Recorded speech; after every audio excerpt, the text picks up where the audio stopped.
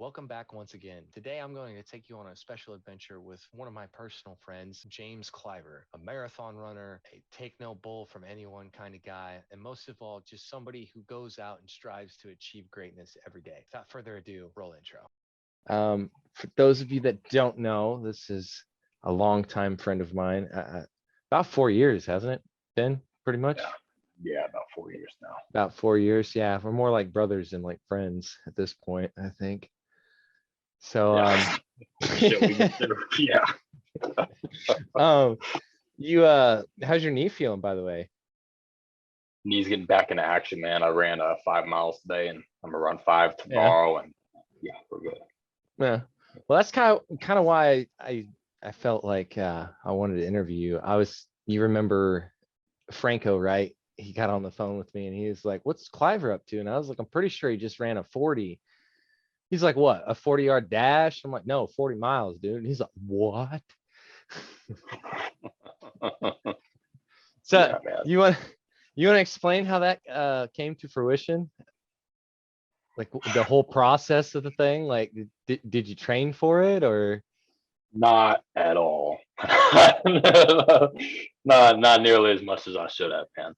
Um, I started off by just doing a few little runs, 3 miles here, 4 miles here, and then I went. The farthest distance was like a half marathon, and then 2 weeks after that, I did a 50K, which I think is like 33 miles.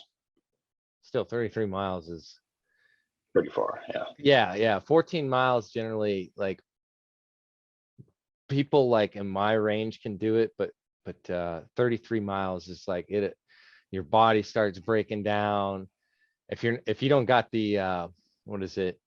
I think they call it like the runner's resilience. Like if you haven't conditioned your body to take abuse over extreme lengths, then it just you're like that old car that you bought in the 90s, and you're trying to run it in the 2000s on the highway. The shocks Never go changed the out. oil. You're still rocking Yeah, the just same you're, wheels. Yeah, you're just going, smoke coming out the back. Somebody behind you in a Mercedes is just like, God, why is this person doing this right now?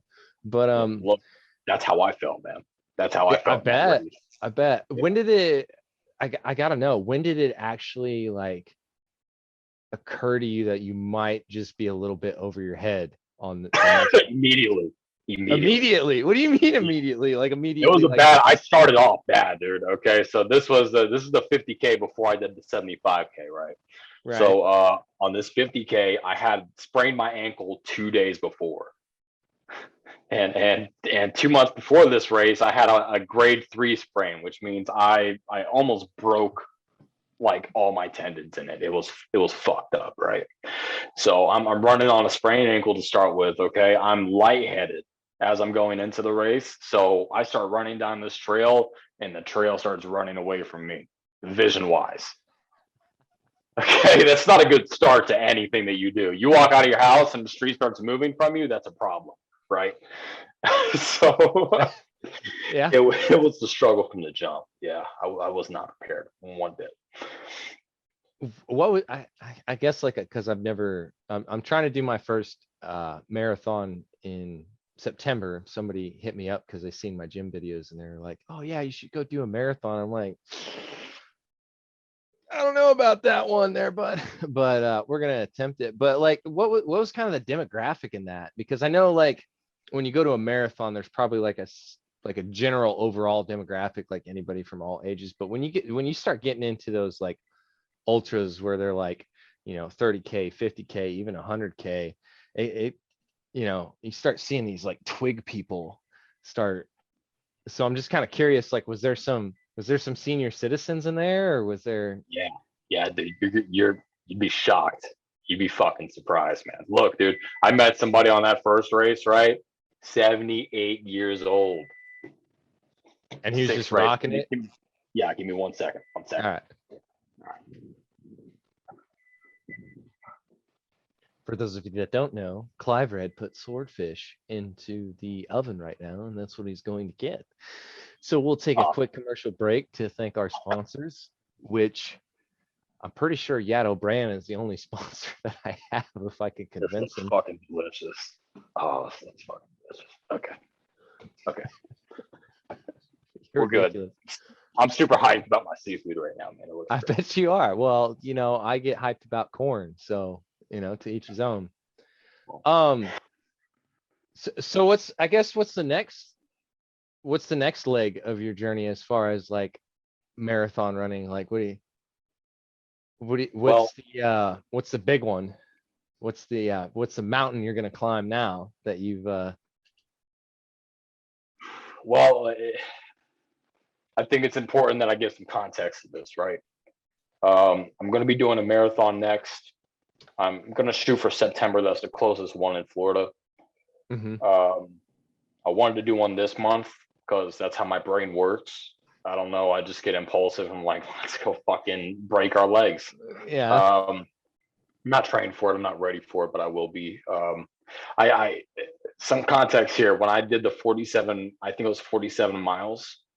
I blew out my patella and my kneecap, and I tore my meniscus, which is the side tendon to the kneecap. Now, was And that that, mid-run? yeah, that was 20 miles in, 20 miles out of 47. So I had to run 27 additional miles on top of that fucked up knee. I was the last person in that motherfucking race. There was nobody left but the race director and his assistant. Yeah. And my best friend, she attended at the time. And yeah, I was a motherfucker, bro. So we can go on about that in a second, right? We'll touch on Okay. that. Okay. So I'm in recovery right now, and I'm trying to build back up. So I'm just doing a 5 miles a day every day this month, and then next month I'll start training a little more severely and getting ready for that marathon. How is it? Just a regular marathon? What is it? Yeah, 25K? just typical marathon. I think it's 26.2 miles is what a marathon is. Oh And man. yeah, so I'll be doing that, man. It's not as bad as it seems, you know. But it's still a challenge, still a motherfucker. So after the marathon, I'll be, doing probably a couple more marathons, maybe an ultra or two. And next year I plan on doing the Florida Keys 100-mile race. Have you ever thought about maybe doing like a triathlon? Yeah, yeah. And I'm going to be building up to that too, because little known fact, I don't know how to fucking swim. So You live by ocean and you don't know how to swim. yeah, I'm negative buoyant, man. So I get into a pool and I sink like a dart. This is why me Yeah. and you never swam while we were on the road. We never went pools, none of that I was shit. wondering about that because every time I try to get you in a pool, you're like, nah, man, I'm good. I'm just like, all right, whatever. I can't fucking swim, bro. I ain't got it. So I just got membership to a gym, and I'm going to be learning how to swim pretty soon. Yeah, I suppose I should give some context to people that are listening or watching this. Me and Cliver actually worked together for like 3 years, I think. Yeah, 3 years, 3 solid years, off and on. And for those of you that don't know, I've gotten out of the trade, but Cliver is still technically a tower technician, correct? Yeah, I'm still climbing, man. Now I'm just So, fixing the towers. so, Yeah. so not only is this man running, so like the thing that just like I thought I was doing well at a gym, and like at some point in my room, I'm gonna put your stupid ugly mug up because I'm kind of like Dan Portnoy with the competition. But this man wakes up at like 4, 5 o'clock consistently. Like when I mean I mean like every day. Sometimes he brings his kids. Like I've seen a couple of your videos where your kids are running, and I'm just like, dude, those kids are going to be the most savage Olympians the world has ever seen. And so not only does he get up early and then runs however many miles, I think like your average is like around 2 to 4 right now with your knee and everything. But he also climbs a couple hundred feet a day or a couple times a day. And climbing in itself is a whole nother beast, especially when you're tired. I've been trying to figure out how that affects you. Maybe the towers ain't as tall in Florida, or They're definitely not like the ones we encountered in Nebraska and Iowa. We had a lot of 350s, especially in North Carolina. Everything was 300 feet and over, man. That was Oh, a and hell of a way to and it start. wasn't even like a ladder or a peg climb. It was like face climb. All of them face Yeah, climb. climb everything. Like Um, it was miserable. yeah. I mean, I think you should also talk about that element too, because there's a lot that goes into climbing. You know, you gotta throw a rope onto you and climb it up a few hundred feet. Yeah, You got all your tools, your harness is like 15, 20 pounds sometimes. A yeah. lot that goes Depending. into it. And then as you get up with that rope, it also adds, I think like every 100 feet, it adds like 3 pounds, Yeah, something or silly. something, not a significant amount, but like if you get a good strong wind going on a day, like that's why I'd always have the green guys get it up. I was like, well, if they can climb this rope up, they can stay on the crew. Yeah. That's some, Yeah. I mean, I think people don't, when they look at a tower, they're like, oh yeah, I could climb it. And like, I mean, I could still climb it because I go to the gym every day and I do some exercises that kind of pertain to climbing. But when you first start, I'm sure James, you can attest to this. You are sore for like a solid month into the job, depending on Yeah. where you're at. Like if you're lucky enough to go out into California where you could be a man basket baby, you were lucky. But once you got out into the real world and like the Iowas, the North Carolinas, the Nebraskas, and started getting those 300-400 footers, Yeah. that Yeah. definitely set That's when everything comes into play, man. And then you got the winter. When winter hits you, it's negative degrees out there, and you got to climb for 12 hours with your guys. That's where men are really fucking men, really and that's when the raised. boys Yeah. go back home. Yeah. My a couple of my friends, they tell me, Alan, you're quite the savage because I don't know if you know, but I've been biking about 10 miles a day to and from work. So like 5 miles there, 5 miles back. Yeah. And then I go to the gym at night. I try to give myself like 3 days rest. That way when I go back to the gym, I'm not tearing anything because don't have insurance right now. But they're like, I don't understand why you do that. And I'm just like, I don't know, because I want You got to. to stop hanging out with those friends, dude. Those aren't I good know, people to be right? hanging out Like, I just, they're asking me to hang out, and I'm like at the gym at the moment, and they're like, then the other thing, they're like, how do you take yourself seriously when you go to the gym in a superhero outfit? To which I respond, um, I remember hearing through the grapevine, me and Cliver weren't working together at that point, but at some point he showed up to the job site in a 3-piece suit. And one of your coworkers asked you why the hell you're doing it. And I'm pretty sure you responded something along the lines of dress for the job you want, not the one you have. to, to which Yeah, man. I respond to my friends whenever they ask me that about the superhero uniforms. I'm like, dress for the body you want, not the one you have. Like I would love to have a rock an 18 pack of just That's like, yeah, looking like testosterone. Vegeta over there. Oh My God. yeah, yeah. Yeah.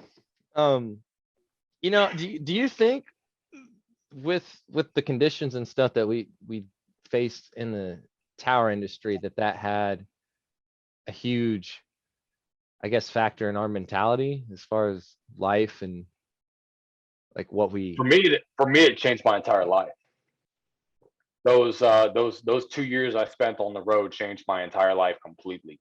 With the level of pain and the struggle that we had to endure on a regular day, there was no escape from that. It was a regular day basis.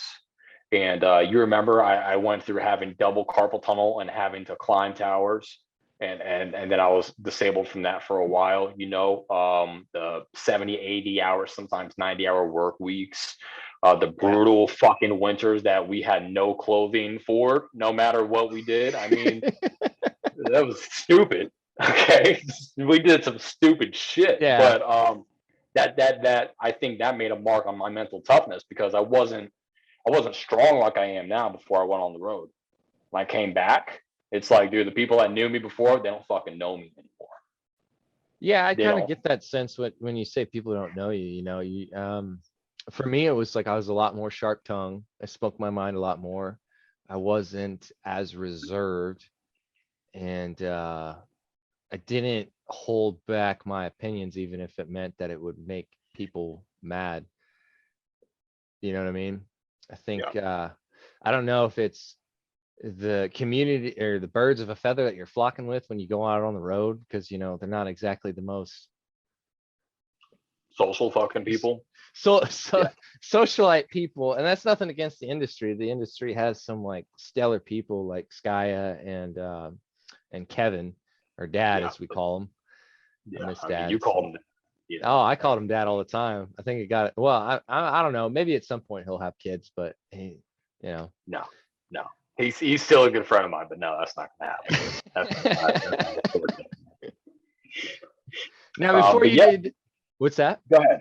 Go ahead. Bef- I just want to clear that up real quick. I think that we do have plenty of good people in the industry, but I think that some companies do attract like bad, bad combinations of people, I and think you by do their that with any standard, company.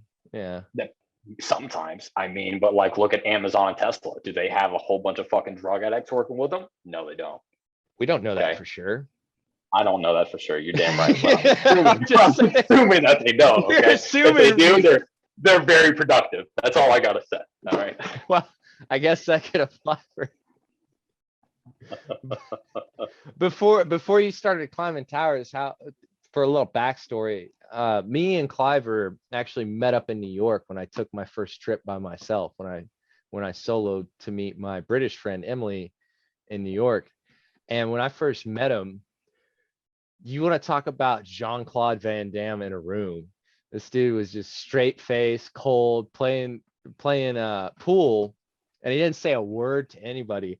So I approached him like, "Hey man, what's up?" And I don't remember what you said, but you just started chuckling, and I was like, "Yeah, I didn't think you could keep that straight face for long."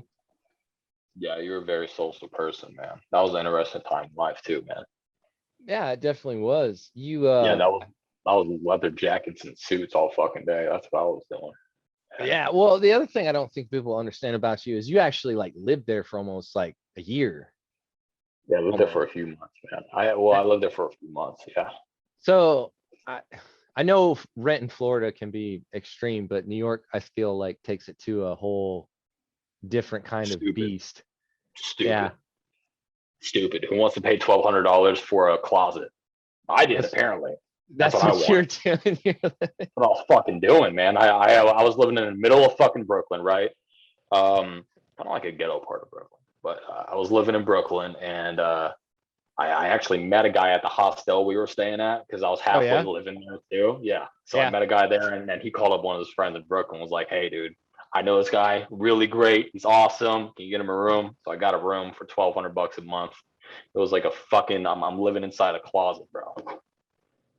Like I have a bed, right? And then a foot over here is the wall. All right. And then 2 feet back is the door. Yeah. That was my entire room, dude. Yeah. It was Man, you're tough. living the high life. And then Mhm. you took off from New York, right? If I remember right. Yeah. Yeah. So where all did you globe trot before you? I went from New York to California, spent a little bit of time in California. What'd you think of And Cali? I loved it, man. I think it was pretty What part beautiful. did you go to? I was in San Diego. Yeah. Oh, I you were was in the good part. Okay, yeah. Yeah, I was pretty good part. I visited LA quite frequently for work and stuff. I visited Vegas for work as well, and LA is probably the dirtiest fucking place I've ever been, besides the New York subway stations. You Like know, that I is can. like the New York subway stations on the surface. Yeah, Like it smells yeah, like piss. The whole place, fucking weird. yeah. Okay, they don't talk about it. Yeah, No, nobody believes me when I tell them to stay away from Hollywood and LA. They just think I'm just like, no, they I got don't to see. know. Some things can be taught, other things got to be experienced, right? Well, I definitely feel there's a level of smoke and mirrors to that place. 100%. Yeah, the whole place is, they attract Looney Tunes, man. They Definitely. attract fucking crazy people. When you came in over that valley, did it feel like you were descending into like hell? Like you just had this like negative vibe, just like shiver through your body? Nah, 'Cause man. I did. No. I had I no idea did. what was going on yet, dude. I had no I idea. I was excited. I felt the bad juju as soon as we came over that ridge line and then dropped down that interstate to come into the city. I was like, oh man, this place. Oh, I thought it was just me. And then I started, working there for a while, and I was like, no, it's not just me. No, I'm never living here. if I ever get famous, I'm never, Beverly Hills, nothing. I will stick to my cornfields and streams and green grass. I, I also don't think that's a thing that a lot of people don't know, is that there's like a specific time period that California stays green. And then after that, it's just this brown, disgusting turd that you Yeah. just look at constantly. So like I that's haven't, I haven't experienced that personally, dude. I mean, the place where I was at was green. I don't know the brown place you're talking about, but I'm sure. yeah. Yeah. But so why'd you go from New York to California? What You know what, man? I mean, I was in an interesting place in my life this time, man. I you're mean, music, just right? to go, yeah, I was doing music. I was pursuing music at the point. I was never really really good at it, by the way. I was only really shitty, but I had inspiration. I had aspirations to go about it, but I wasn't mature enough yet to really be honest with my artistic vision, so I could never carry it out the way I wanted to. So I was in contact with somebody, and he reached out to me. He was like, "Hey, man, come stay with me in California. I got a little independent label going on. You can come and live at this house. You can start recording, and we'll work with you and teach you the basics." I said, "Cool, great, let's do it." Um, so I went on a leap over there after I already made the leap to go to New York, which is ridiculous. It's like, pick one, right? I couldn't pick one, dude. So I was like, fuck, I want to go to Cali. I went to Cali, um, met him, met his team, pretty cool dude. And then there was a mental health situation with my mother. I won't get too deep into it, but it That's got what really brought you dark. back to Florida. Yeah. Yeah, I remember you yeah, she telling had me to get about that. yeah, she had to get institutionalized. And one thing is I don't really talk to her much, really communicate with her much, but whenever something happens to her, happens with her, I come back into the picture no matter what. Yeah. Well, that's So that's I just a moved good back home. son. Yeah. Think so. I think so, maybe. I'm Okay. not saying good You're or not. you're a good son. Shut up. Don't shh. I'm not. I'm aspiring to be. What I'm saying. So I moved back home and started from scratch again. Yeah, Yeah, and then flash forward, I think you actually called me. I did. Funny enough, when you called me, I was in LA. I Ain't remember that some that. shit? Yeah. I was 60 feet in a man basket, and like all of a sudden I get this like, I think you'd given me your number because I was planning on going to Florida or something, and then I was like, oh, Cliver's calling me. Nobody ever calls me. Like nobody ever reaches out to me. I'm constantly away. So I pick up the phone and I'm like, hey, what's up, man? And you're like, what's going on, man? How do I get in this tower thing? And I'm like, oh God, I don't know if I want to bring you into this. Yeah. Once you get in, you can't get out. It's one of those. But yeah, and then I think you put in the application that night, and like within a week you were out in Nebraska. Yeah, within a week, the boss man over there, he sent me a Greyhound, a 2-day fucking ticket. I had to ride that Greyhound for 2 days with no jacket.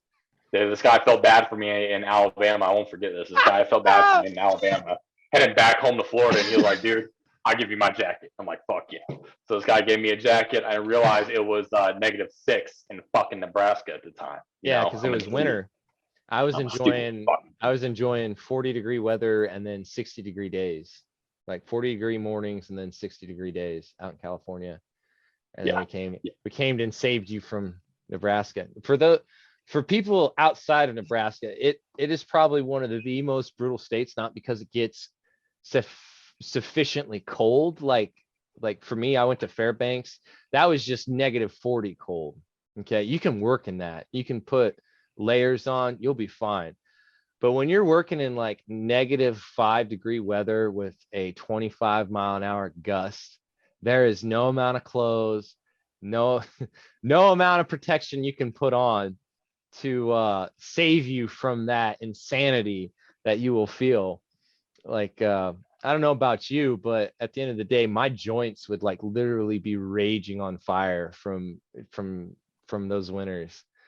And I'm glad 100%. I'm There's a glad lot of I'm health not going. problems. I'm glad I'm not going back to that. And you know, it's crazy how much I don't think some of the guys in the industry realize how much that field can change you. Because when I went in, I was like 170 and now I'm like 200 pounds, I think. Yeah, 200, 205. And you know, I'm assuming when you came back home, your family was like, is that you put some muscle on, Cliver? Yeah, man, 100%. I couldn't fit my old suits anymore, man. Oh yeah, I I had to couldn't throw fit away my my old fucking shirts. suits. Oh, my shoulders got too broad, I you know. You know. just Yeah, bro, do me like that, man. yeah, yeah. But yeah, it was a big change, big shifts, big shifts. And then I don't know if you started it or I started it or who started it, but you and me started giving on like this heavy supplement routine. Are you still doing that or?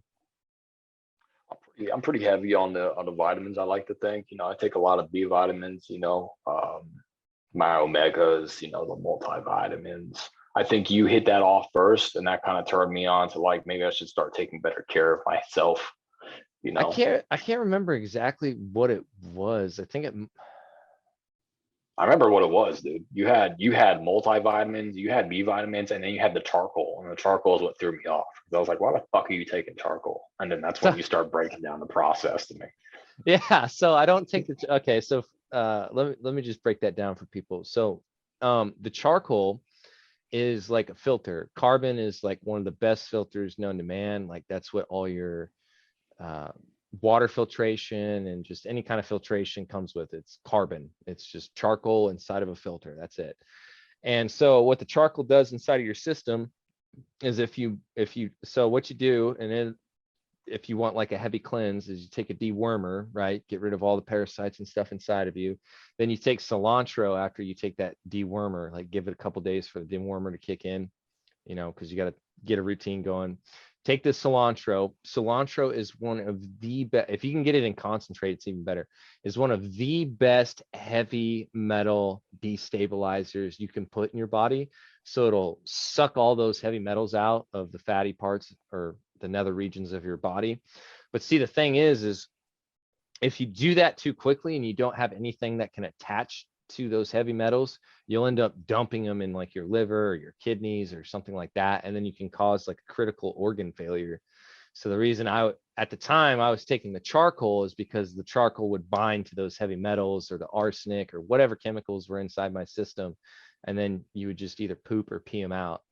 So Okay, I actually need to go through that whole process again, probably. I think like you're supposed to do it every 4 months, yeah, yeah.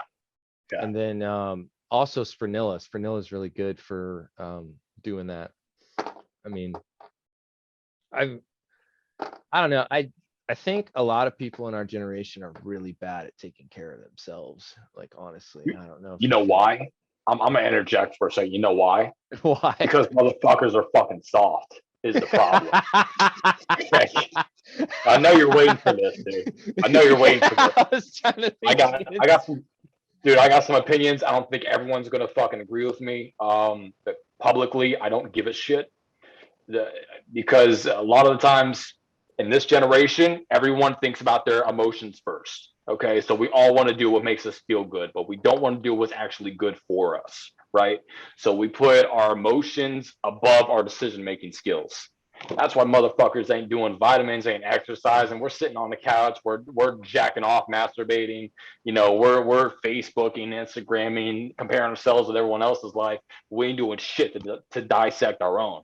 That's why motherfuckers don't take care of themselves. That's why doctors make so much money. That's why you go to a psychiatrist, because you need someone to fucking talk to. No, get your fat ass off the fucking couch and go run. Stop eating all the fucking chocolate inside the goddamn house and start picking up some healthy shit. Like it's very simple. Hang out with better people. Don't hang out with fucking losers all the time. Yeah, agreed, Yeah, 100%. yeah. But it takes Uh, honesty to do that. You got to be honest with yourself, man. People aren't honest with oh themselves. yeah. That's why they go in all these directions trying to look for solutions and answers. I used to be that fucking person. I used to do drugs. I used to be a fucking drug addict when I was a kid, dude. Damn. I used to hang out with fucking bums and losers, bro. Well, I don't do yeah. that shit. Right. Right. I don't know where to go with this. You just Dang, you dude. pull send, man. Um, Yeah. so I guess my next question with that is like, are you gonna be the next David Goggins? Like, No, no. why not? That I feel like you got it in you. I'm gonna do. Look, you broke your knee, right? He Yeah. busted his shit doing an ultra marathon, right? Now all you got to do is break the records for the pull-ups, but he probably gonna be like, you know what, motherfucker, I'm coming for you. I'm gonna get that record. If you guys, for those people that don't know who David Goggin is, pause this, Google it, look that dude up. That dude is straight up like, if I saw that dude on a street, I would be scared to talk to that man. That is how Um, scary he is. he's He one of the is hardest men intense. alive. He's one Yeah. of the hardest men alive, man. True inspiration to anybody who looks into fitness or bettering themselves. I mean, this guy went from 301 pounds to I think 185 within 3 months. And It's he fucking unheard of. did the SEAL training like 3 times. Yeah, he did Hell Week 3 times in 1 year. And he did the last one with extreme like shin splints and pneumonia. And Yeah. so he was running on broken legs and he had pneumonia, double pneumonia. And then I think after he did his, while he was still doing his tours, I think he completed the hardest training in each branch. Yeah. If I'm not mistaken. So he did like the Green Beret training for the Army. He did the I don't think he know what did Green Beret. I don't think he did Green Beret. But he did do Ranger School. So Yeah. that's what you're talking about, Army Ranger School. Yeah. He went after a couple others, man. But that is the hardest man on the fucking planet, in my opinion. To known to knowledge, that is the hardest man on the fucking planet. Yeah. That dude. I personally, dude, I'm not gonna be that. Okay, because that's not my direction. You know, and I also don't believe in the competition. Like I'm not gonna compete against him. I'm gonna fucking lose. Okay. Oh yeah. I step out of my door to go run 100 miles. Who the fuck's gonna beat me? That guy, 10 times out of 10. Oh But yeah. 100%. Even if you chop his legs off, he'll still beat you. guy's a savage, bro. Yeah. Nothing stops that man. I do plan on being like that, but my own way. Yeah. Yeah. One of my other friends told me I should be the next Tony Robbins. I don't know where Yeah. the hell she's pulling that hat string from, but yeah. Shout out to you, Shannon. I'm not Tony Robbins. I'm Alan motherfucking Ward. That's who I am. Yeah. Tony's an interesting person. That's all I can say. Yeah. He's a great guy though. So Yeah, I guess absolutely. like what's your general like what's your 5-year goal for all this? The running, the stuff. You told me you were going to a meeting between all, I can't remember no, it's Grant Cardone. You're going to a Grant Cardone meeting, right? Correct? Yeah. So I'm attending a mentorship by Grant Cardone right now. I plan on transitioning out of the tower industry and into the sales industry by late next year. I think you do good at sales. You have a silver tongue. Yeah. You think so? I don't fucking think so, but I appreciate that. Well, I mean, like, you should read the book Dan Carnegie's How to Win Friends and Influence People. I'm pretty sure you've read that already, though. Probably, right? I've read that before. Yeah, a long time ago. Or the 48 Laws of Power, or there's a couple others. That's the other thing I don't see a lot of people doing our age is reading those kinds of books. You know, they're reading the fucking Twilights and the 50 Shades of whatever color. Mostly for the women, man. And then the guys will pick it up because they're interested in women. That's how a lot of that. You know, here's the thing with that. Maybe you found the same thing.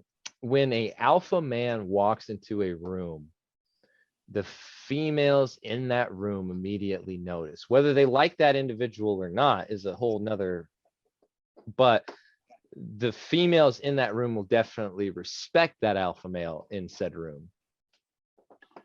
Potentially, man. I mean, I don't really perceive it like that. I don't see too many people like that. Like I don't walk into many fucking rooms and then pay attention to things, period. I don't even walk into many rooms. I like to stay out of those fucking rooms. All right. You put me on the outside. We're different breeds then. I love walking into a room. Hey bro, it's all you, man. You enjoy that room. Okay. I'm gonna be out here in the wide open. you know. Fine by me. But I do get what you're saying. I think that people do see alphas and can acknowledge them, but most men aren't alpha men. And the No. ones that are alpha, most of those aren't even outgoing. They're more introverted than extroverted. So Yeah, no, I can definitely see that. Like my buddy Tut, he makes a lot of videos and a lot of content, but he's very, very you say reserved Tut? as The Tut name's Tut. Kalik. Yeah. He, I like his oh, name. It's got a good name. oh yeah, he's from South Sudan. Dude, he sounds eccentric. I Yeah, like he's a hanging good with that dude. guy. Yeah. He actually started, you remember that clothing brand that I had for a while Yeah. there? That I still Yeah. do with the sweater. He actually started That's that. Yeah. him. Yeah, that's That's him. him. Yeah. Okay. Yeah. He I like. so let Yeah. me get you up to speed on Tut, right? So he made the clothing brand, ran into some issues, right? Started a podcast, and then as of late, he got a sponsorship from one of the radio stations to produce that podcast, and now he's interviewing like business people. It's honestly kind of weird how the power shift happened, because when he was building, I was rising up and what I was trying to do. And then with COVID and everything, I kind of had to come home and reset like everybody else did. His building finally just took off. And Yeah. so everything just kind of fell in play. And I'm proud of that dude, you know. He You got his should be. got his citizenship. Like if you want to talk about an alpha, that is definitely the definition of like an alpha, you know. Got his Yeah. citizenship, didn't make excuses, got his degree, is starting a business, well, started a business, is starting another business, has his podcast. Like, He sounds like an interesting person to talk to, man. yeah. He's a Virgo, by the way. So I don't believe in that shit, dude. that's Fucking Virgo, Sagittarius. Oh, you're a Scorpio. I'm a Capricorn, man. Maybe we should go. I don't believe in that bullshit, dude. I mean, I'm a Leo through and through. Like, I'm a Leo too, man. But yeah.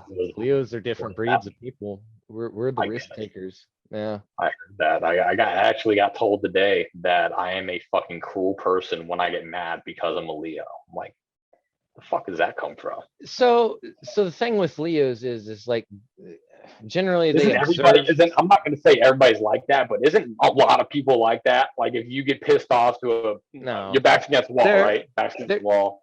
Come on, bro. there's different levels of how people show that they're pissed at another person, and some people don't handle it as well. So like for instance, a Pisces will be very passive aggressive, and they'll throw in little jabs here and there. They're not like a Leo that'll be like, all right, we're gonna sit down, we're gonna figure this shit out. You're not gonna like it. I don't care that you're not gonna like it, but this is how I feel, and you can either fix the situation or you can fuck off in that direction. That's generally how we work. Okay. And Well, then with me, because I've read, so many different books on between the psychology side and the, how people function like in society side, that I just sometimes I can say things that'll be very hurtful to a person, but I feel they need to hear, and maybe I shouldn't be the one to do it. And I think the that's people important. I've found that can handle that kind of criticism, because I sometimes I need criticism too. Let's face it, we all do. It's what we do with that criticism that makes us, Makes a difference. Yeah, makes a difference. Yeah. If you just like, oh, this person hates me, I'm gonna cry on my pillow. Oh, this person hates me. Well, maybe I should change. Maybe I should just start like jumping out of planes and shit. I don't know. No, I mean, I think what's important is that whenever you have that message to relate to somebody, that they can't actually interpret the message, because a lot of people they may not be, they may not be tuned in mentally in order to take that accordingly. And Right. so when you give them a message, they take offense to it, dude, because it's so personal to them, right? Oh yeah, ego has a huge part. Yeah. But when that emotion will settle down, if it ever settles down, depends on whoever the fuck you're talking to. Okay, you can't just go to a fucking kid and be like, "Hey, motherfucker, you ain't tying your shoes yet? Get the fuck up out of the gym!" Like you don't do that, right? Like, you gotta adjust your communication a little bit to match their frequency. That's wow.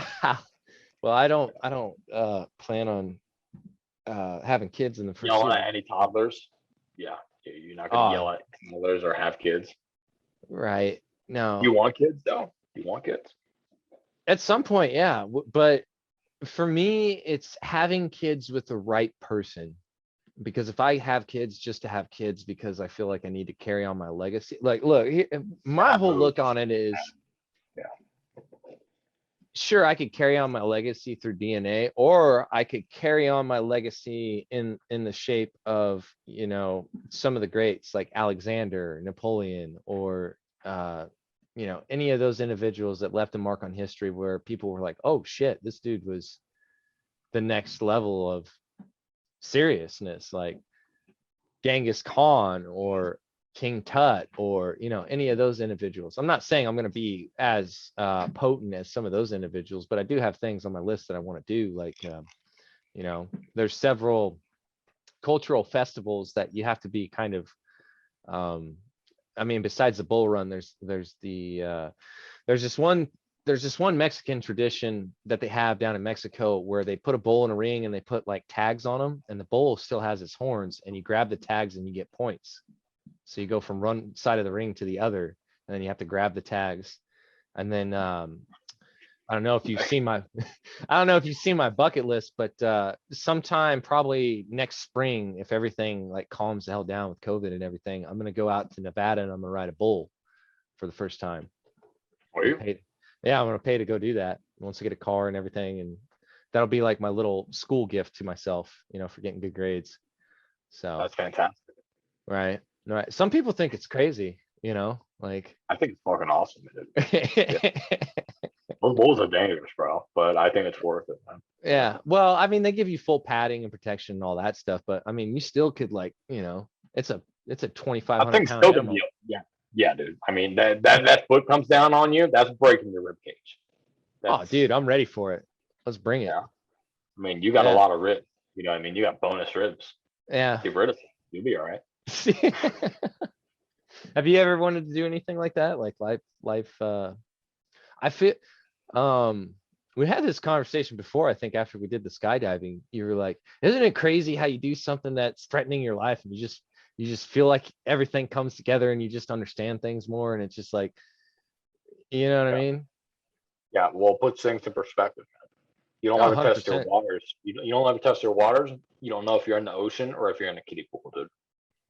I definitely felt like sometimes when I come back home, I was in a kiddie pool.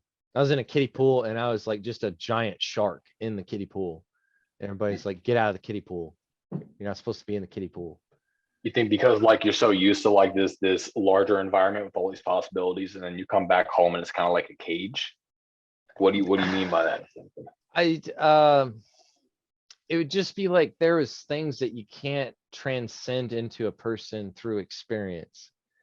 Like, I could tell people about Maine or I could tell people about Barcelona, but Yeah. that doesn't paint a picture in their head of what it was actually like there. And it won't be the same for everybody that experiences that in their own way. You know what I mean? So I often felt like people here knew everything going on, like they were just a collective, a hive collective. Like this happened here, this happened there. And then I was just the worker bee that was like flying out to go to the other flower 100 miles away. And I was just like, I saw mountains and I saw an eagle, bruh. And Yeah, like, they're looking at you like, what are you talking about, bro? yeah, Like, what are you that talking about? doesn't. Like, or the most common response, that's cool, man. That's awesome. Like, no, you don't. They can't relate, bro. They They, can't they relate. can't. They can't. They And don't know what to fucking say to you. I'm I'm finding that because I recently got an office position. They're like, oh, so what do you used to do before this? And I was like, I used to climb 300 feet in the air and I used to make your cell phones work. And they're like, haha, that's pretty funny. No, seriously, I was like, no, seriously, I worked on cell phone towers and you came here. And I was like, yeah, I needed to make an adjustment. That part of the ship came and went, and you got to know when to set sail to a new adventure. Yeah, yeah. I'm That's sure you can interesting. attest to that, right? Yeah, yeah. I know what that's like. I do that. You, I do that every, yeah, every chance I get. Yeah. yeah. You got some You know big what? ass sales though. Huh? I said you got some big ass sales though. What do you mean, bro? I just feel like you got some big ass sales. You're like, You just throw them bitches up and you're like, I don't know where we're going, but we're going there. I feel I do the same thing too. I, I feel you on that note. I only say that because I do the same thing. I'm just like, I don't know where the sales are going to take us, man. I don't even know how to steer this ship, but we get in there somehow, some way. Yeah, I changed I changed my perspective on a couple things, and this is one that pertains to that, right? The usual adage is like go big or go home, right? Right, right. And one thing I picked up from Grant Cardone, which I've matched to my own, how we live is go big or go bigger. Yeah. And Yeah. I feel like that's the way that we live. There is no going home. Fuck home, dude. There's nothing at home, dude. You're not gonna meet new people at home. You're not gonna make more No, money at home. You're not you're gonna not have gonna no better experience experience anything. at home. Right. You ain't Right, doing right. shit. You ain't doing shit. So you gotta go out and go bigger in order to change our life and what we're doing, man. And you do that all the time. I love seeing you do new shit. I still got like the bandana and the little shit that you got me from Spain, dude. I thought was Dude, cool as fuck. look. Okay, so when before I left, James was like, "You got to get me something from over there," and I was like, "All right, if I get you something though, you got to promise me that you'll like keep it with you or wear it or whatever." And so like I was walking around in the markets and You like, told me that whenever I go to fucking run and when I go to run with the Bulls, I have to wear that shit. That's what you fucking told me. yeah, that's what I told him when I got back. Yeah. I'm like, all right, let's do it, dude. And then I get my passport. As soon as I get my passport, COVID hits. World locks Shut down. Yeah, yeah. Shut the fuck down. I mean, So it'll be a little bit. I was full bore headed to Australia and Yeah, dude, you were ready to make that June. complete Yeah, transition. Yeah. yeah, dude. And I guess for me, I could have just bought the ticket and went and just I don't like to live in the past, but I'd like to think that that whole trend, because I would have been we're in August now, right? I probably would have been back with my 6-month extension on the visa, but like I don't know how that would have changed, especially an American being over there, with all the lockdowns and like just I don't know, man. Probably would change your entire life. Probably. I feel like I missed an opportunity, but that's okay. I'll learn from it. Family is always going to be around, especially if they're younger. And sometimes you just got to like, look, I love you guys, but I got to do my own thing. Hold on 1 second. Okay. Hold on 1 second for me, brother.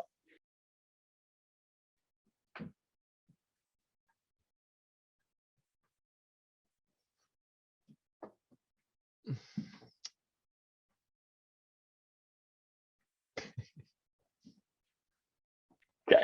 Nah, you're on point. My bad, dude. Listen, before this, I forgot all about this. I'll be honest with you.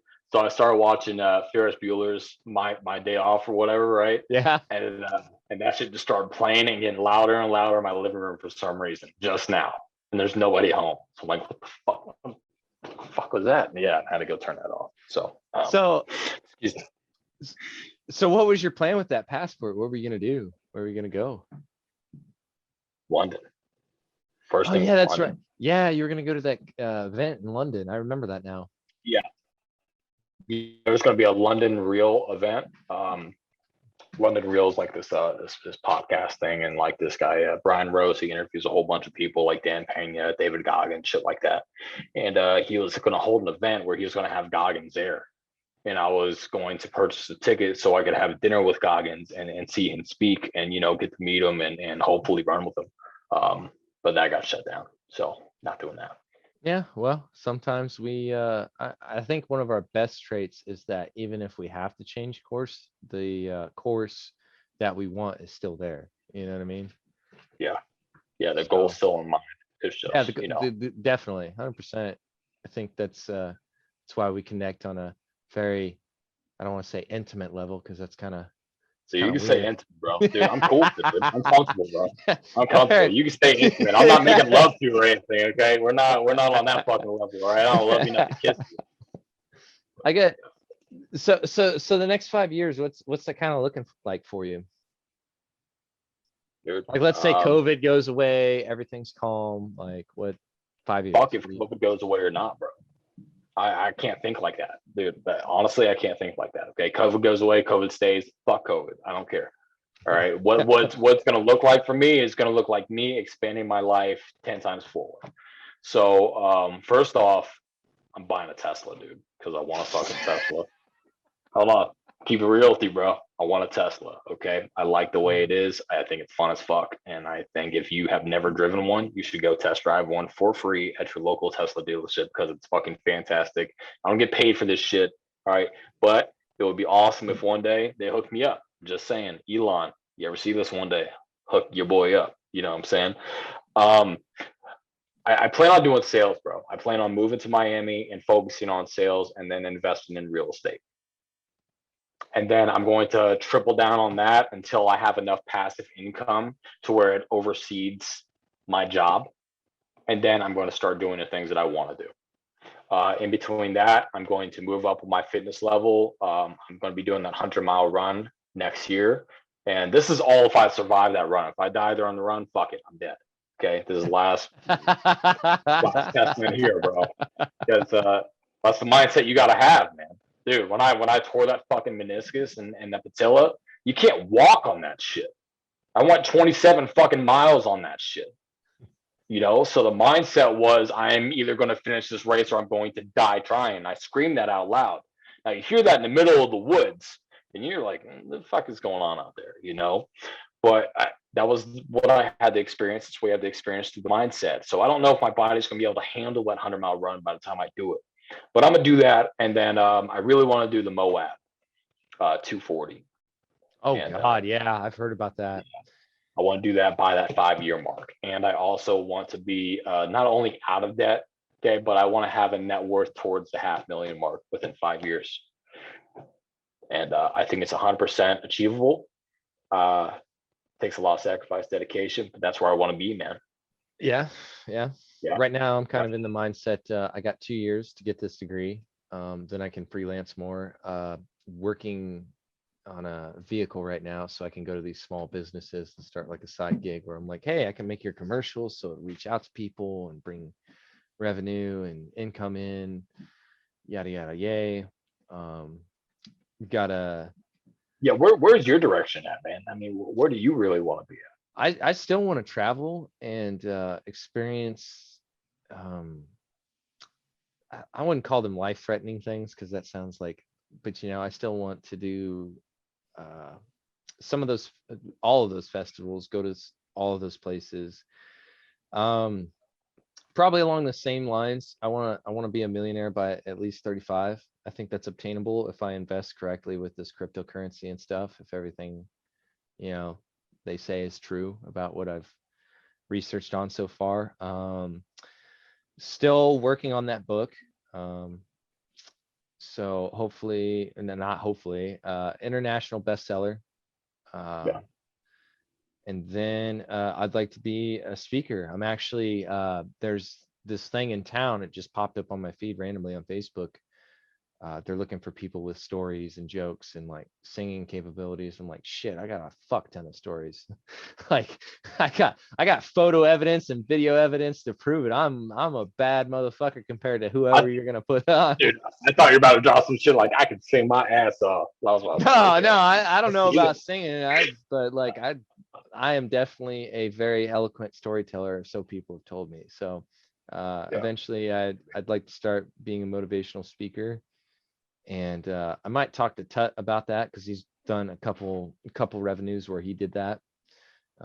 Right now, it's weird. I feel like I inspired Tut a lot, and now the reverse is kind of happening. Like he's inspiring me because he's like, yeah, that dude works his ass off. I have a shit ton of respect for that man, like to a T.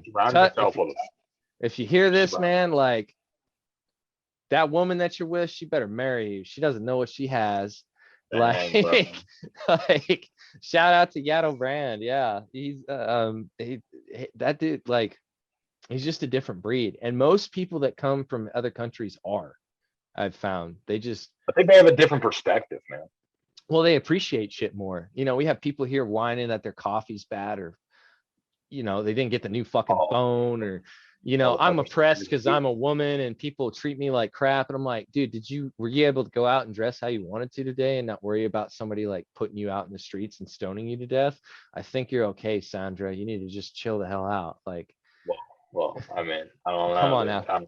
I don't know Sandra personally, man.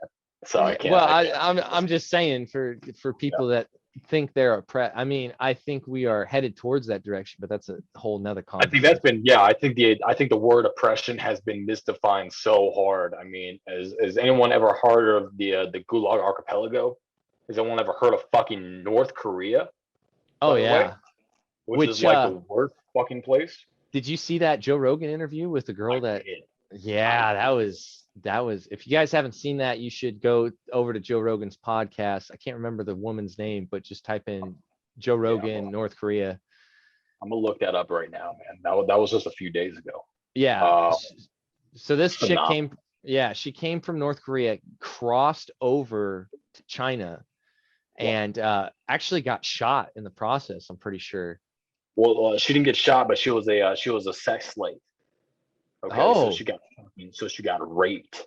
And she got raped for like fucking she didn't get raped for like 2 years, but she got raped after that in order to get the rest of her family out of the sex slavery and rescue her father from North Korea. She went through, dude. She grew up seeing dead bodies on the fucking river. I mean, phenomenal backstory, man. and people Crazy just, up there. yeah, I I just don't understand people here in the States. Like, I They have don't no know. perspective. The problem is they lack perspective, right? Yeah, You can only compare your current life to the hardest thing you've ever been through. right, Um, right. okay, Yeonmi, I think that's how it is. Yeonmi Park. That's number 1691 Joe Rogan podcast. The best podcast I've heard from him by far. Insane. Right. Definitely is very good. I think that would give a lot of people here in the States perspective. We are extremely spoiled, and a lot of people don't realize that, from the food we eat to the way we go about things. Like, don't get me wrong, there's some things that could change in our country for sure, but for the most part, you know, um, I feel like once they take the guns away from us, like that'll be you won't be going across the street or doing, doing all this stupid stuff. But anyways, enough of the political bullshit because I get tired of talking to I people got I that. got I got a couple questions for you though, man. I got a couple Okay, questions for you. okay, what do you Okay. got for me? All right. I want to know your opinion on a couple things, man. One, what do you think about rich people? Define Or rich. okay, let's go with this. Wealthy people. Okay, Wealthy people. people who can go ahead and spend 10 grand this month, don't have to worry about next month. Okay, so my whole thing with wealthy people, if they're the people that started from the bottom and built it up, and that's how they got wealthy, they didn't inherit anything, they didn't get anything, more power to you, boo boo. I think at a certain level, like once you start becoming a billionaire, um, I think there's a level of inhumanity that you have to have in you in order to get to that point. So, like, What do you mean by that? Jeff Bezos, prime example of this. So, like, have you heard of the working conditions in the Amazon factory? No. Look that up sometime. That'll give you perspective of what I'm talking What do you mean, about. like the drivers having to pee in bottles because they don't have time to fucking stop? Yeah, Like or like these not guys having. being fucking shocked because they're going in the wrong direction because they're Yeah, not yeah, delivering the packages properly. that's a little extreme. That's Oh no, borderline. dude, those people. Let me tell you, dude, those people want to work there, bro. Okay, You these and are the me go. reasons why they want to work there, bro. You say not, dude, but I think it's positive, man. I think what gets measured gets accomplished in life, right? So a guy Right, like Jeff Bezos is carrying out all those standards, also has a very high standard for his performance and how his company is portrayed. Who gives a right, fuck about the negative shit that people think about his warehouse? The guy's massively successful. He's doing a lot right. And the people that work there want to right, think right. about that. But that on the flip side of that, Yeah. Tesla. I feel like Tesla is a prime example. If you're going to go to that extreme, how people should be. You know what I mean? Like, he's not shocking his employees. He's not, he's paying for their educations and like a whole bunch of good stuff. And like, for the most part, from what I understand, Bezos doesn't offer hardly any of that to his employees. They're just kind of like slaves to the system. Whereas I feel like Tesla, especially Elon with SpaceX, really values the people that come into his society. They're not disposable, but he does have those high expectations where it's like, you know, the fucking rocket's got to launch tomorrow. We need to figure this shit out. Like I've heard Yeah. that from one of the employees, but there's a certain level of respect that his employees give him because of the way he is versus I don't think a lot of, like if you were to sit the Amazon employees, the Tesla and the SpaceX employees together and be like, what do you think of your boss? I guarantee you most people in the Amazon space would say that, you know, Bezos is a piece of shit. Think so, man? Dude, I think you're so far left, bro. I think you're I so far might left. be, I might be, but as far as rich people, like I have no problem against them. I think some of the most kind, compassionate people can be rich people, and whether people like to think it or not, rich people change the world for better or worse. That's been since the dawn of humanity, since we started trading stones for metals and, you know, silk. Like rich people change the world. Rich people, like prime example, most people don't know that Genghis Khan was extremely rich. He warred so hard, like killed so many people and just decimated so many lands that he actually cooled the planet by a degree for like a decade. That's ridiculous. I mean, I Yeah. think it's irrelevant, but I think that's ridiculous. Well, I'm just Um, saying, like, that's the effect. Well, also his net worth was pretty close to on par of what Elon's and Bezos is well, because of the territory. Genghis Khan was like the second closest to taking over the entire world. Yeah. Okay, the Great was actually the closest we had to taking over the entire world. I mean, that dude was a boss. But here's my point here, right? So when you're dealing with an Elon, when you're dealing with a Jeff Bezos or anyone of that status, I don't care who you are, you don't get to that status unless you bring a shit ton of value to your community, yourself, and the people around you. You don't. And I think matter of fact, I think that the rich people are the least selfish people out there. You know, I see a lot on Facebook, a lot on Instagram and news about, oh, well, you should tax the shit out of the rich. You should tax them, tax them, tax them, tax them. Look what they're already doing for you in your city.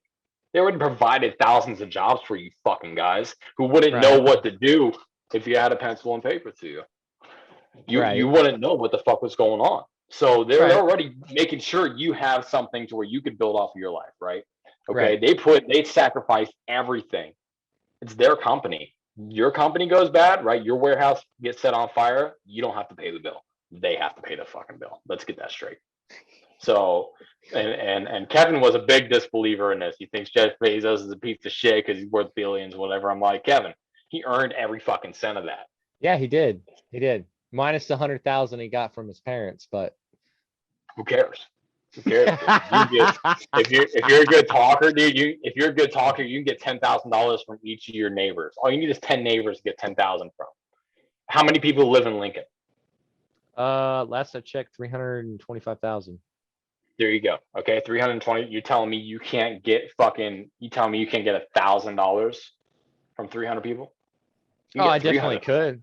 That's what I'm trying to right? do with the video editing and stuff. Yeah, You 100%. got a good enough idea. You got a good enough fucking motive out there, dude. You can pull Yeah. that money.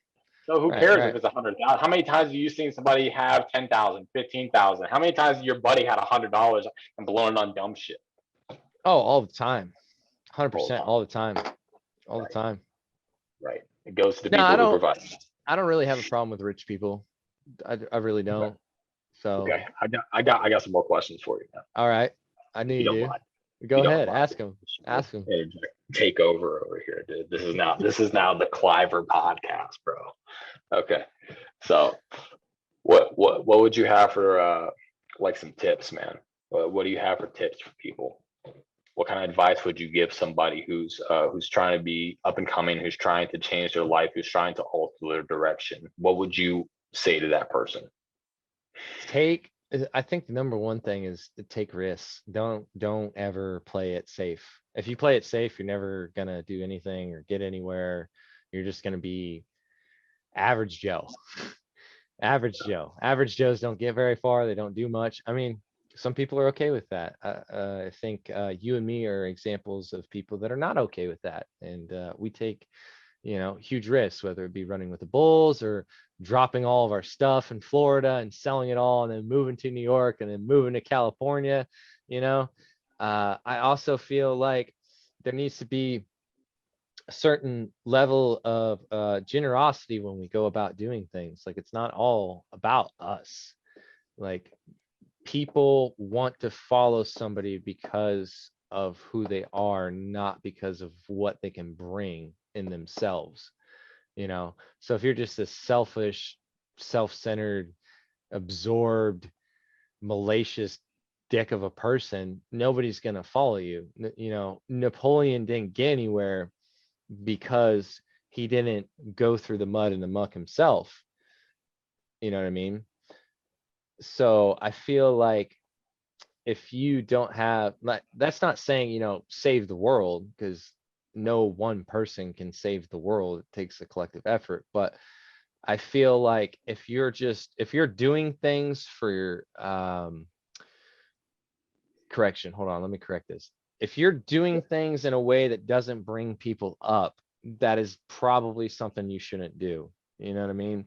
If you're doing things for yourself and then it brings people up, that's a different thing. But if you're doing things for yourself and it's just destroying people, that's not the path you need to be on. You know what I Yeah, mean? yeah. So the main thing that you're putting in there is to take risks. In order to take risks appropriately, you need to be constructive in the way that you're taking Yeah. risks. You can't just Don't like, don't start driving and say, I'm gonna go down the interstate going 100 miles an hour. Let's see if we get home safe. You're not doing that. yeah, What don't you're burn saying, Rome, right, right. Don't fucking burn Rome. But what don't, you're saying is that you should conduct yourself in a way where you're taking a risk in a constructive manner. Hey, I'm going to start this business, or I'm going to go expand my comfort zone right, because I'm so comfortable in the shell. Let me jump out of an airplane because that scares the shit out of me. Let me go right. scuba dive with sharks. Let me go travel across the country, shit like that. Yeah. Not like I should go do a line of heroin because that makes me feel alive. Like that's not, I don't even know if that's how you do heroin, but if it I, is, don't do yeah, I don't it. know. Don't do it. Like, I'm just saying there's a certain level of risk taking that you should take. And also I think I'm not saying like live in it, but a certain, once you start getting to where you want to go, you're going to start getting messages from people. And I didn't believe that at first, you know, until it, until about Spain. Once I got to Spain and I did the bull run, my inbox just absolutely blew the fuck up. Um, Yeah, when you start taking risks and you start doing things and you start trudging forward, it it'll take time, and then once it'll happen, it's just like setting a boom. Once you get it in place, it just goes right in, and then you tighten it and it's locked in, you know. And not a yeah. lot of people are going to get that reference, but What are those messages like, man? Are you having people who are like sending you threats no, or well, no, I've dude, never had any threats. Maybe no? from you, maybe, but Oh, come on, come on. I no, mean, one in a of the healthy way. yeah, one of the messages was from a girl that I met in California. She was a bartender, and she was like, "Oh, you're inspiring. You're doing things like you've been a huge inspiration to me. It's crazy how far you've come." Blah blah blah blah. Another one, he used to be a high school classmate, and he had purchased the newspaper company there, and he was like, "Hey, man, I noticed you're doing all this crazy shit. When you have time, can I write an article about you in the newspaper?" And so then That's I right. that's how I got Right. featured in the newspaper. And then I've been following this podcast back home. It's called Nebraska Beer 30. And like um I'd comment on his stuff sometimes because it was kind of funny. And then he's like, "Hey man, I'd love to have you on the show." And there is several others. I mean, even after the fall of Rome, I call it, the whole COVID thing. Since I've been doing this gym routine, which I wouldn't even necessarily call it a routine. I just got like a core aspect of what I want it to look like. Like I'm not trying to get overly bulky, or I want to have a nice figure. But one of my buddies that I haven't talked to in, like, I don't know, almost a decade. We used to play COD together, and he tagged me in a post that he put, you know, I've fallen in the hole up until recently. I wasn't working out. I had gained weight. Like I was feeling shitty about myself. And then I started seeing your stories about you working out in the Spider-Man outfit, and it just lit a fire under my ass. And now I want to go to the gym. Like it's not always going to be in the way you want to. That's what I don't think people realize. Like sometimes you're like, it could be as simple as like the way you move something into position, or the way you speak something, or any number of things that people are inspired by. But you know, you have to have a level of self-reflection to realize that your actions are in people's minds. Like they may not comment all the time. Like I can't remember what rapper said it. Just because they don't say they're watching doesn't mean they ain't fucking watching you. I think I saw a meme about that the other day. I think it was by Polo G, man. Yeah. I think Polo G said that, man. Yeah. Just because you don't feel like people are watching, everybody's watching. I got classmates watching. I got teachers watching, you know, people that didn't think that you would do the things you did, and then you did, and they're like, oh shit, I had the wrong opinion of this person. But Yeah. I like that, man. I like that. I find it's interesting that you got people that like your shit, dude. I'm not like that, bro. Not like that, because I like what you do too, man. But what I mean is like I'll have some people like it, but then I'll have some motherfuckers who fucking hate me. Like I'll get yeah, some of those like, nasty. Yeah, dude. I get nasty messages sometimes, bro. dude, you should screenshot those when you're running and post those in your story. I'm not doing that, bro. Bro, come I'm on. not putting people on blast, dude. No, don't put Because people on they blast. gotta live, dude. They gotta live with that. Okay, I understand it's their promotion. They're promoting me here. Okay, but Right, they gotta live right, with right. that. But just cross out their name, man. Like leave the comment, cross out their name, their picture, like just put it up, Fuck man. those people, bro. Fuck you, But bro. hold on, hold If on, you're, hold but on. wait a second. Wait a second. If you're spilling this comment on me, right? You're probably at home, sitting on the couch, watching Netflix 8 hours a day, and talking Right. shit about somebody who's doing something. But one of the rules of power in the 48 laws of power, garner attention at all costs. Yeah, I respect that. I respect it. It's not part of my game plan. Right, So right. part of my game plan is just like telling the story, kind of like speaking from my heart here. If I have anything real interesting, maybe I'll consider something like that in the future, because it might be pretty funny to me. But You should do it. we'll see, man. So far it's been relatively positive, but it's a part of the process. I expect to get a lot of people who don't fucking like me. And honestly, I don't give a fuck. Fuck them. You don't like me? Fuck you. This message isn't for you. It doesn't matter. Right? You're not getting anything out of this. Go sit your ass back on the couch and go fucking complain about somebody else. Bernie Mac said it best. He's like, just be yourself. And if they don't like you, fuck them. Damn, dude, he said it like that. Yeah, he did. He did. He really did. All right. You're funny. Yeah. Bernie Mac was a G. What else you got?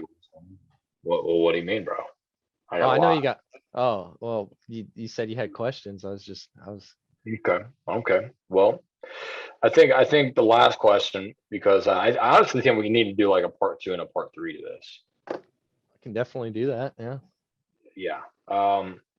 My last and final question for you, man. And this is something I've always been interested about with you, okay? Because you're such a like colorful character. Okay. Yeah. So I've been told. You are the not the brightest or dullest crayon in the box, but you are like that off color that I've never seen before. And I'm like, how do they mix all those colors together and make that? Okay, that's what you are, dude. You are the rainbow crayon. And I'm like, why they got rainbow crayons now? Why didn't they have this when I was a kid? Right? They're fucking awesome. That's why. You look like you're in a club trying to eat a snack over there, bro. What are you chewing on, man? That's not my question. What are you chewing on? So instead of getting candy, I got dried fruits like mangoes and stuff. So I get the fiber content as well. Good move. Okay. Last question here, man. And then my questions for you are going to be done. Okay. I know we still need to touch on a couple things as far as the running goes. Maybe we'll touch on that next time. I don't know. It's up to you. Yeah, that's fine. I want to know what drives you to self-improvement. What drives you to go forward and to better yourself? What is your why? Like, why are you doing this right now? Why are we talking right now? Because nobody else is going to. Nobody else is going to do it for me. You know, that's kind of a facetious answer, but let me think about that. Damn, what is my why? My why would have to be because I want everybody to see me on that podium. That would be my why. I don't know, like I'm generally very nice and I don't try to cut people or whatever, you know, I'm not ruthless, but when I get on that podium, you know, whenever that happens, when I'm in that moment, that glorious, like that's my motivation. That's my why. The podium stance, and then also lifting people up. That's, you know, if I haven't lifted anybody up by the actions that I've taken at whatever age I'm at, when I finally get to that podium, the gold medal where I'm chewing it and then I'm spitting the wine out and shining it on everybody. You know, I know you've seen that meme.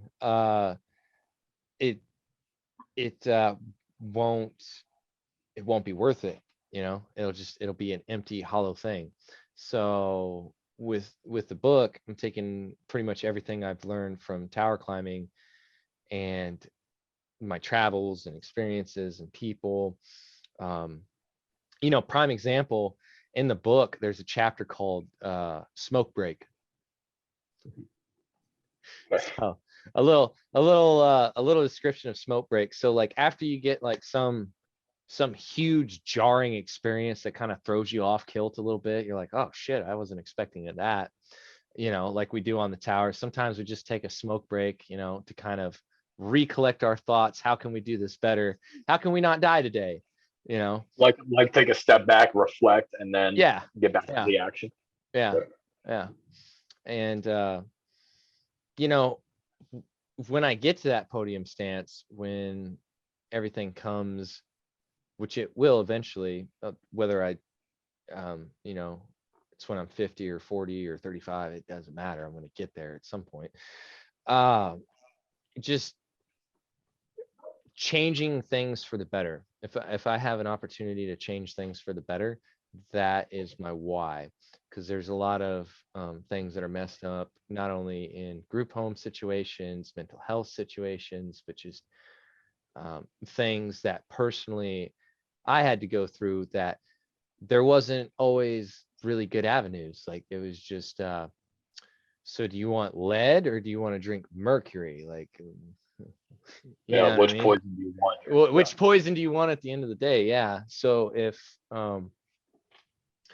that's kind of my why, is just changing situations for the better. And you know, whether it be through influence of video like I'm doing right now, or money, or speaking, or whatever, that's that's my why. I don't, you know, everybody asks me about, you know, like you, about having kids and stuff, and I don't honestly know. I don't have a solid answer for that question. Like I You said, don't with need the right person, yeah, of course.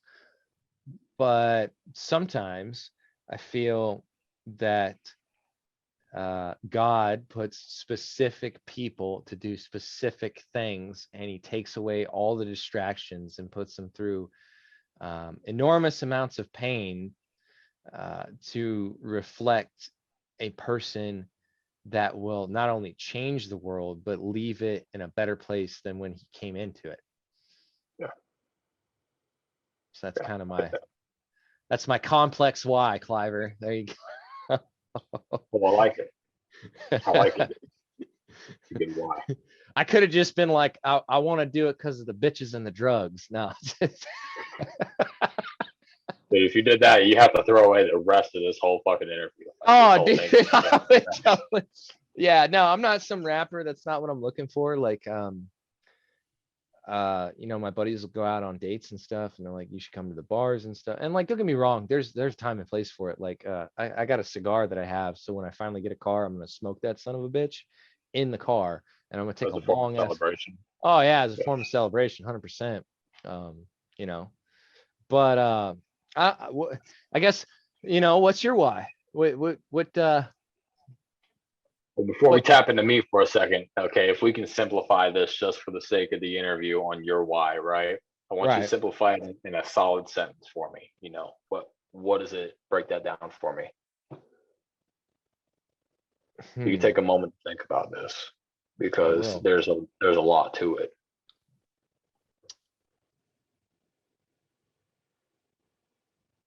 What's causing you to want to improve? What is it?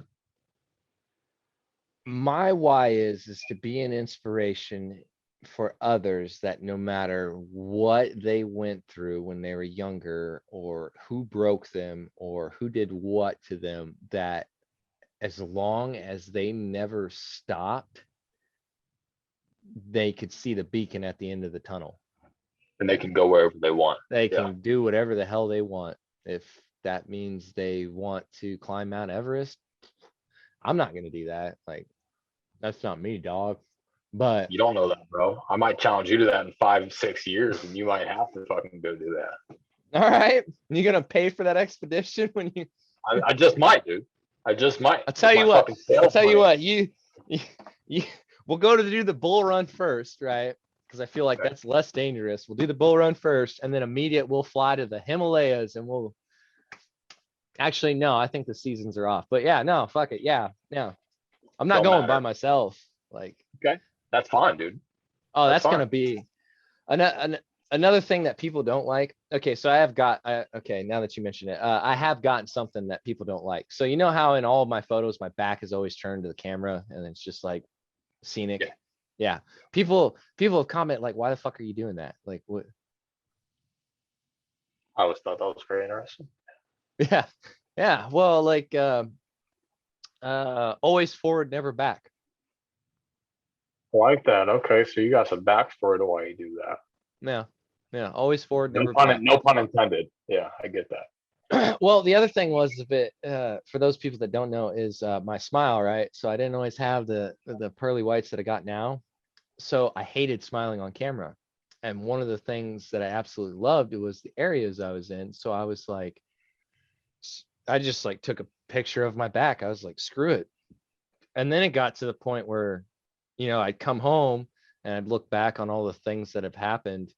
And I was like, you know, I'm not looking back to that. That's not going to get me to the next destination. It's only going to keep me here. So, and then I started putting like little inspirational quotes. Speaking of, if you should get this book, it's a great book. My friend from Hawaii got it for me, and it has all sorts of like little sayings in it. And like one of them, George P. Burnham, writer and editor. I can't do it. Never yet accomplished anything. I will try. Has performed wonders. So sometimes when you see quotes on my pictures, that's where I get them from. Is that book? I could dig that. Send the title to me over after we're done with this. It always seems impossible until it's done. I like that too. That's a fact, actually. Yeah. That's actually a fact. The whole impossible thing is just fucking opinions. Oh yeah, 100%. Always has been. Like in anything. They didn't Pretty think the 4-minute mile. They didn't think the 4-minute mile was fucking possible until it was done. Yeah, and then after it done, everybody was doing it. Yeah, exactly right. Yeah, 6 people fucking broke it a month after. Yeah. After Roger Bannister ran that. I mean, if that doesn't tell you like, hey, what you think is impossible is bullshit. I don't know what does, man. Right. Yeah. Okay. So you're why you deflected the question. No, I didn't mean to. I mean, I was really intrigued in what you were putting down, you know. Okay. So what is my why? Yeah. I don't know, dude. I'm fucking sadistic. I mean, I can't. dude. First and foremost, digging into that, just a precursor here. I'm the type of person that'll cut off everything in my entire life, relationships, friendships, anything in my entire life to go after something, and then dedicate sickening amount of hour and work and dedication to it. That's what it takes sometimes, though. That is what it takes. I think that's absolutely what it takes. 100%. You know, it's a do or die method. Do or die. For me, I had a fucked up childhood, man. Same. You know, homeless by 15. You know, fucking molested as a kid. You know, was always frowned or looked down upon. Didn't have many good friends. You know, had no good influences or role models to work with. I made a bunch of bad decisions, you know, and I got tired of living like that. And I never thought that that was the right way for me to live. I always felt like that was a cage for me. So I'm addicted to breaking out of my own box and breaking out of my own cage.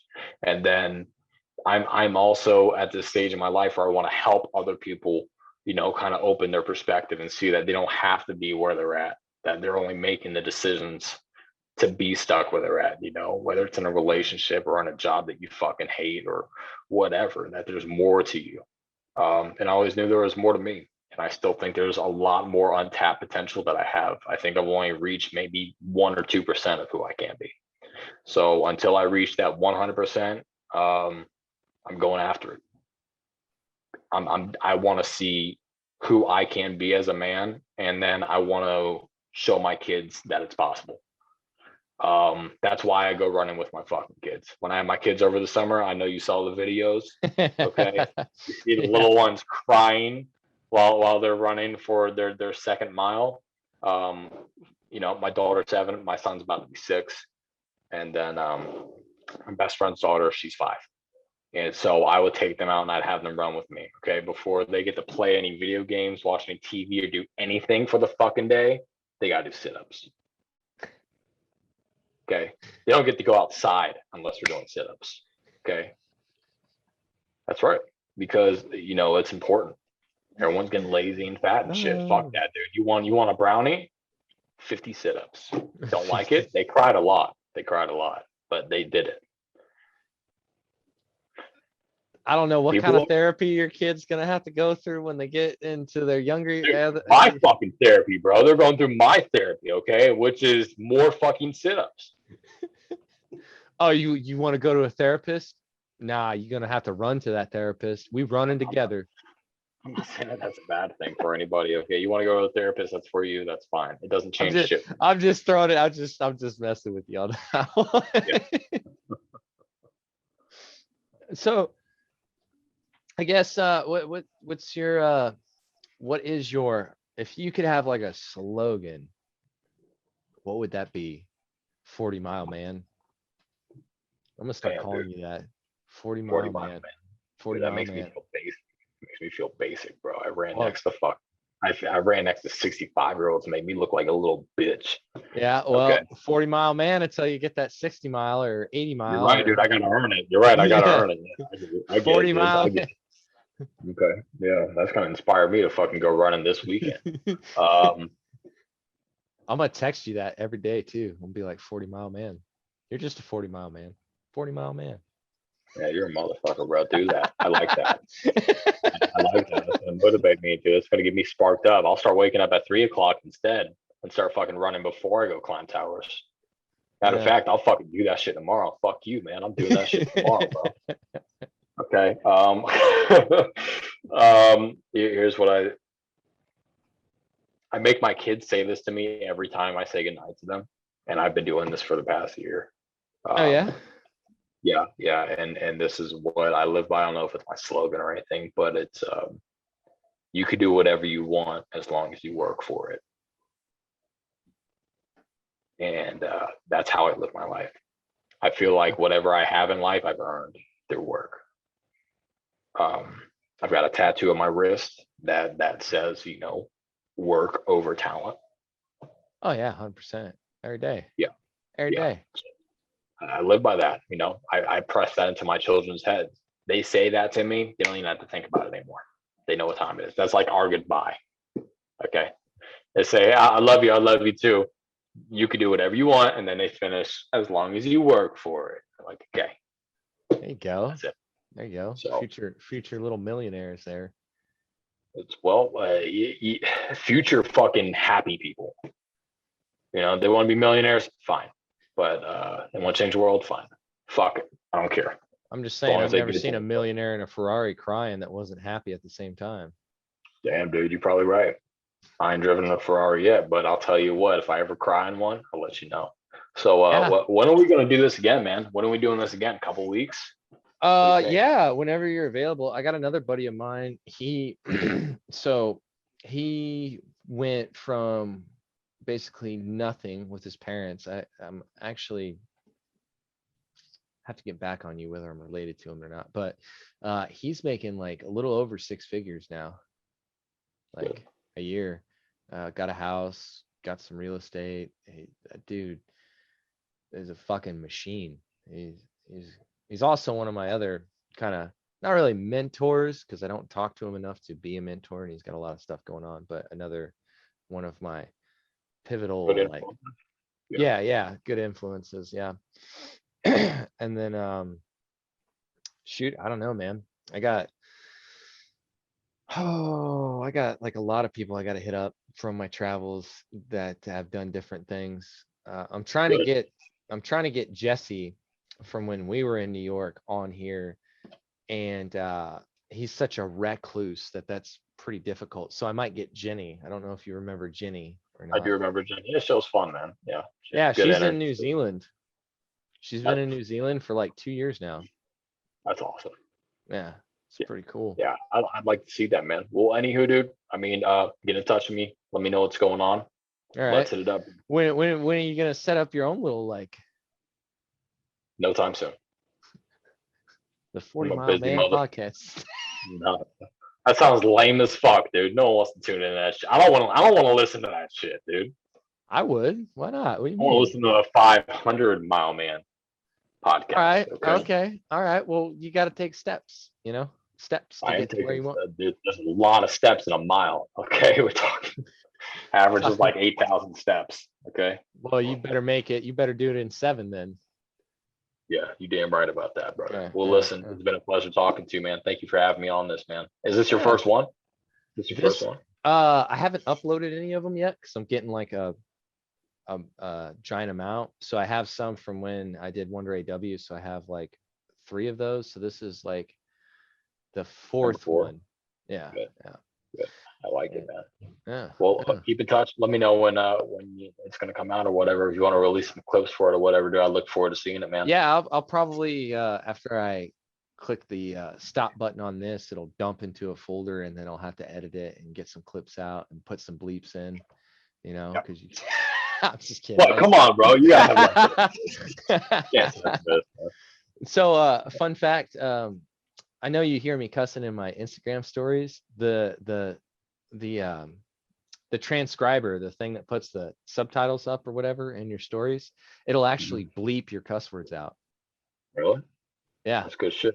AI's a motherfucker, bro. Yeah. AI's a motherfucker, dude. Censorship. That's where censorship starts, man. Yeah. Whatever. Yeah, Free dude. world. Whatever, dude. You're in a conspiracy, bro. We'll get into that another time probably, but I'm gonna go ahead and well, let's do a part 2, man. yeah, we definitely can. Yeah. I would right. actually like that. Just let me know when you're free and we can